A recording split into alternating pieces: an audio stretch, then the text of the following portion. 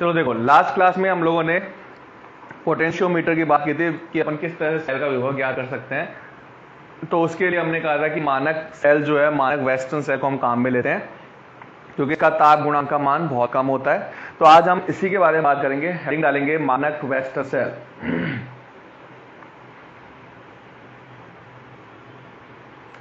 मानक western cell यह एक स्थिर सेल है, स्थिर सेल है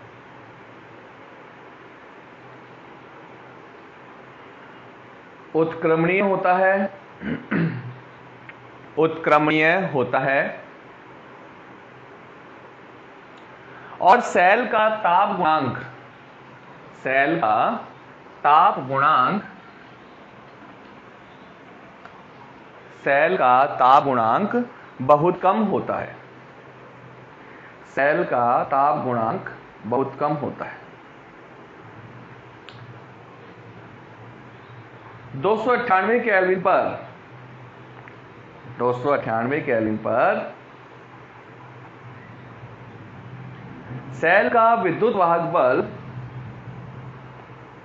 सेल का विद्युत वाहक बल 1.0183 वोल्ट तथा ताप गुणांक का मान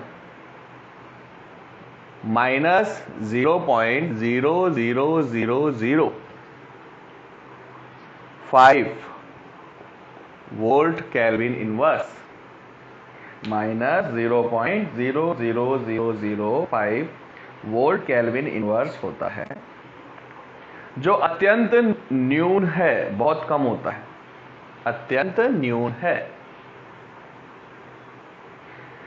इसे कैडमियम सेल भी कहा जाता है, इसे कैडमियम सेल भी कहा जाता है। Line change. यह कांच की H आकृति से बना, H आकृति से बना एक पात्र है, H आकृति से बना एक पात्र है जिसके नीचे के सिरों, जिसके नीचे के सिरों में प्लेटिनम के तार, प्लेटिनम के तार फ्यूज किए गए हैं, प्लेटिनम के तार फ्यूज किए गए हैं।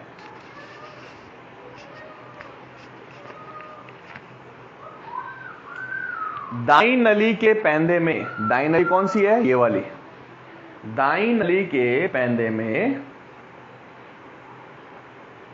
कैडमियम अमलगम, कैडमियम अमलगम मतलब कैडमियम और मरकरी, इसको बोलते हैं अमलगम। तो कैडमियम अमलगम भरते हैं।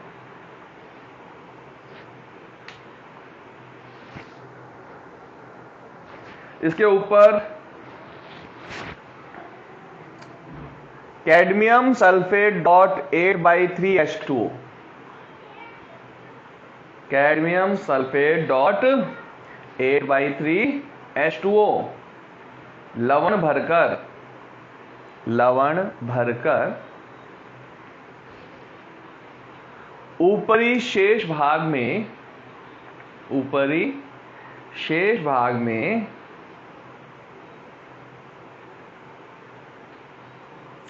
संतृप्त कैडमियम सल्फेट का विलयन भरा होता है, कैडमियम सल्फेट का विलयन भरा होता है।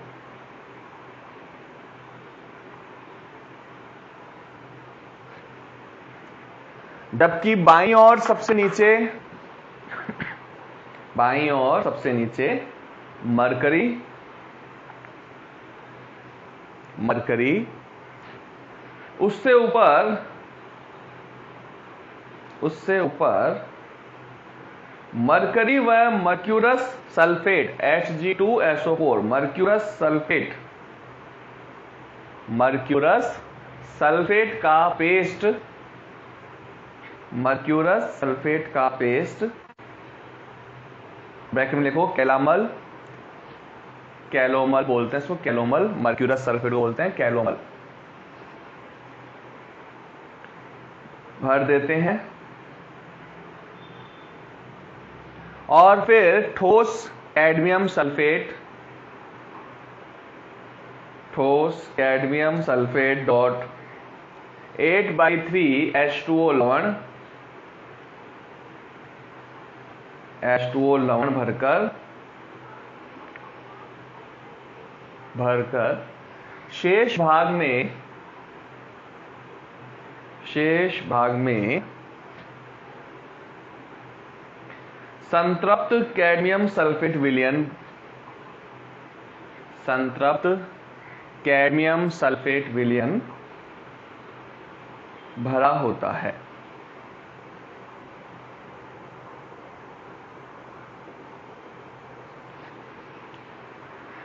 जब सेल कार्य करता है,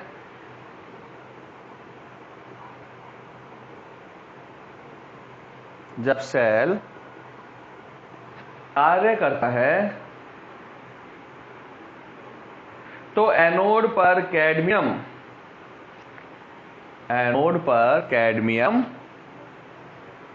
कैडमियम +2 आयन में ऑक्सीकृत होता है,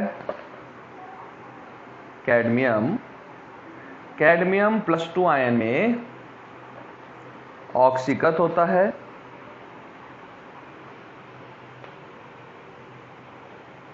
जबकि कैथोड पर मर्क्यूरस सल्फेट इलेक्ट्रॉन ग्रहण कर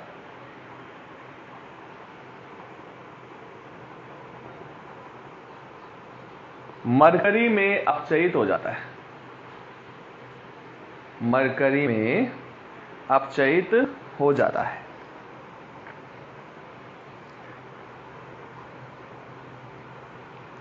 संपूर्ण सेल अभिक्रिया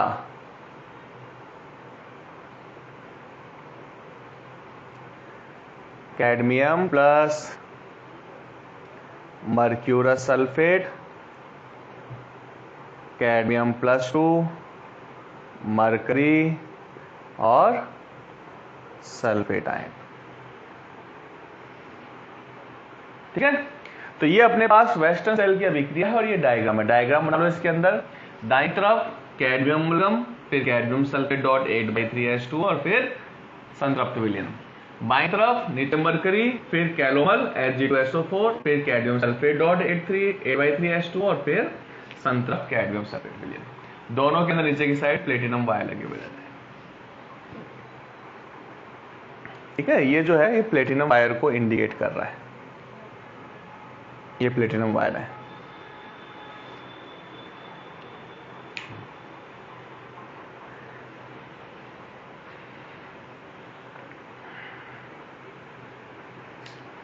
नोट हो गया बेटा?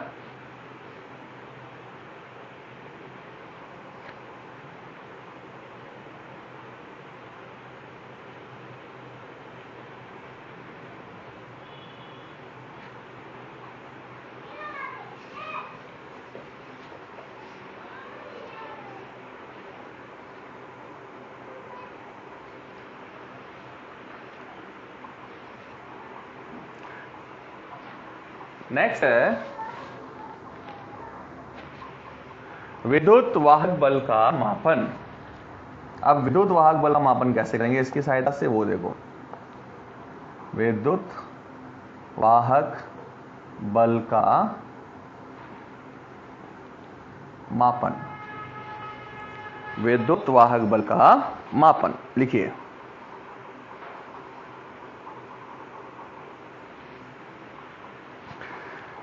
सेल के विद्युत वाहक बल, सेल के विद्युत वाहक बल के मापन हेतु,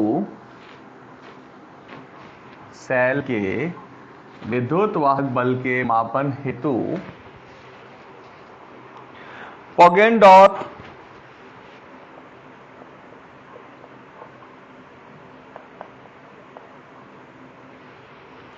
पोगेनडॉर्फ संपूरक सिद्धांत, पोगेनडॉर्फ संपूरक सिद्धांत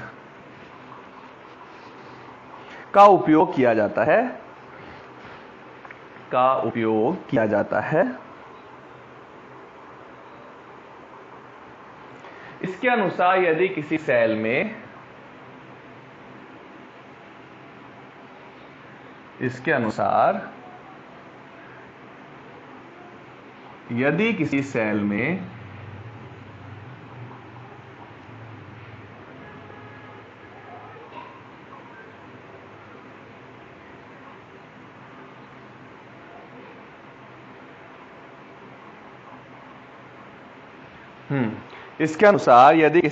में सेल विभव के बराबर विभव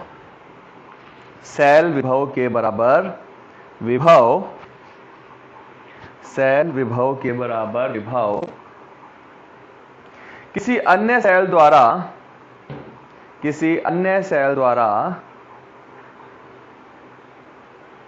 विपरीत दिशा में लगाया जाए तो परिपथ में धारा का प्रवाह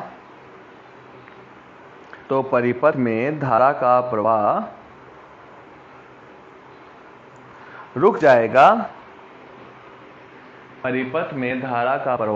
जाएगा। ऐसी स्थिति में दोनों इलेक्ट्रोडों के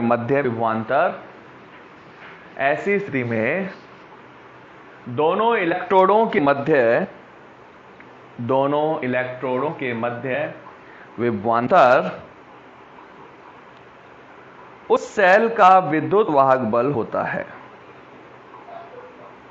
इलेक्ट्रोडों के मध्य विभवांतर उस सेल का विद्युत वाहक बल होता है।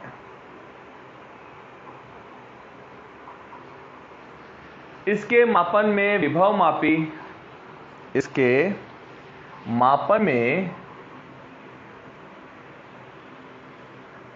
मापी का प्रयोग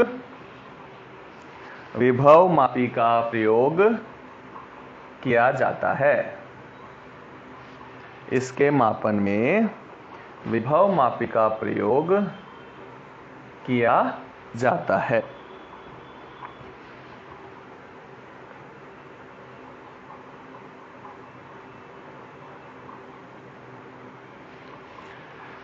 आगे लिखो, लाइन चेंज करके लिखो। ए बी एक समान अनुप्रस्थ का 1 मीटर लंबा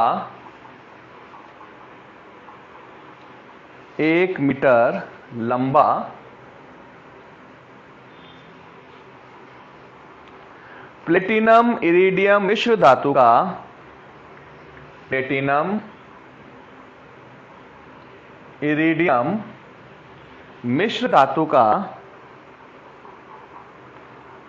तार है जो मीटर स्केल पर तना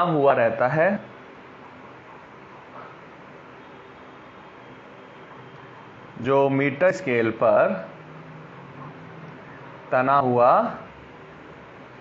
रहता है।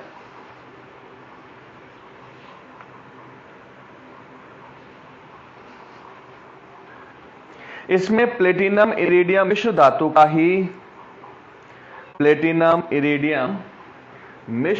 का ही उपयोग निम्न गुणों के कारण होता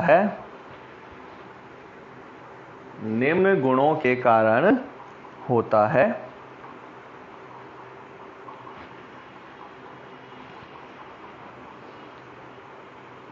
फर्स्ट, यह कठोर धातु है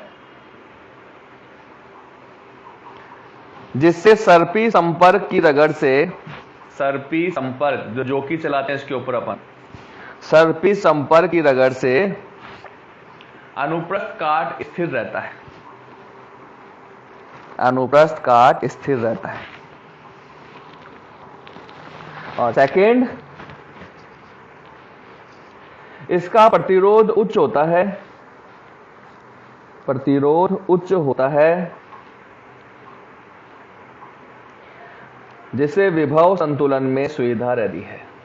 प्रतिरोध उच्च रहता है जिससे विभव संतुलन में सुविधा रहती है। Line change. सी, कौन सा पॉइंट? ये सी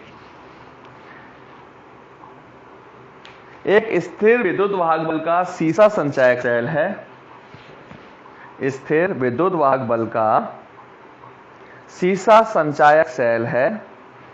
स्थिर विद्युत वाहक बल का सीसा संचायक सेल है, जिसका विद्युत वाहक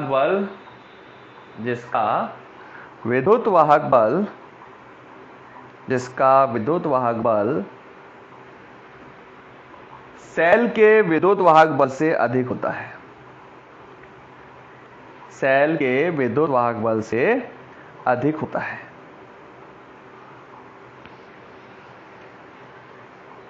X अज्ञात सेल है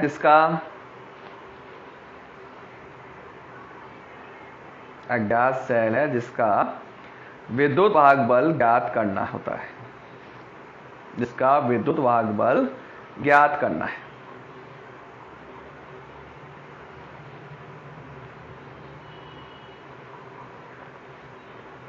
परिपथ स्थापित होते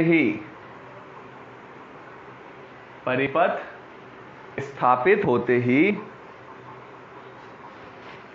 C का विद्युत वाहक बल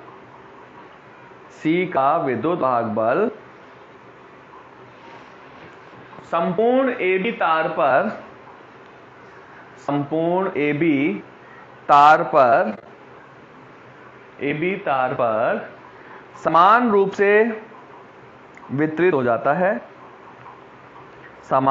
से वितरित हो जाता है।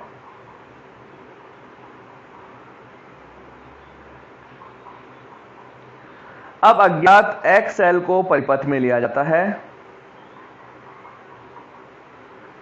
अज्ञात X सेल को परिपथ में लिया जाता है, जो C के विपरीत दिशा में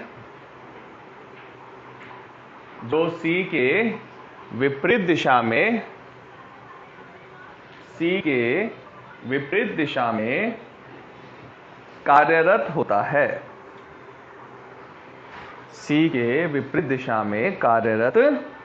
होता है।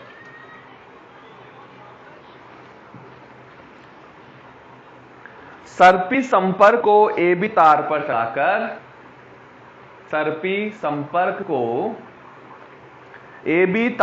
चढ़ाकर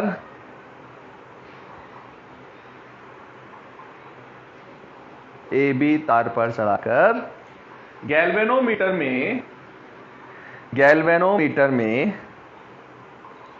शून्य विक्षेप की स्थिति D प्राप्त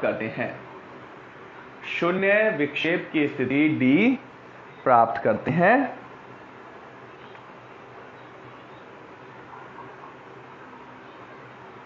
जो अज्ञात सेल के कुल विभव के तुल्य होता है।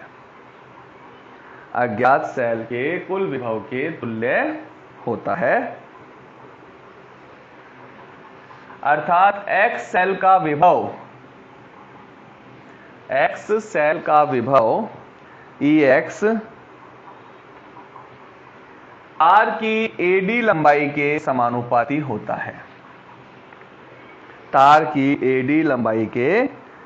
समानुपाती होता है।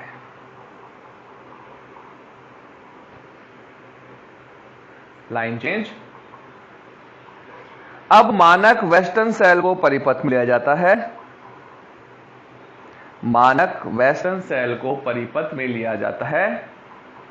वेस्टर्न सेल को परिपथ में लिया जाता है और शून्य विक्षेप स्थिति ज्ञात करते हैं। शून्य विक्षेप स्थिति ज्ञात करते हैं। माना कि वह AD डैश है।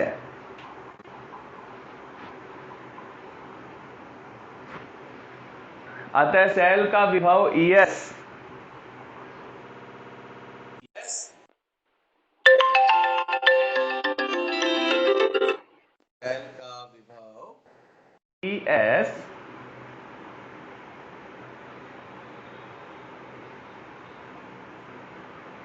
सेल का विभव ES AD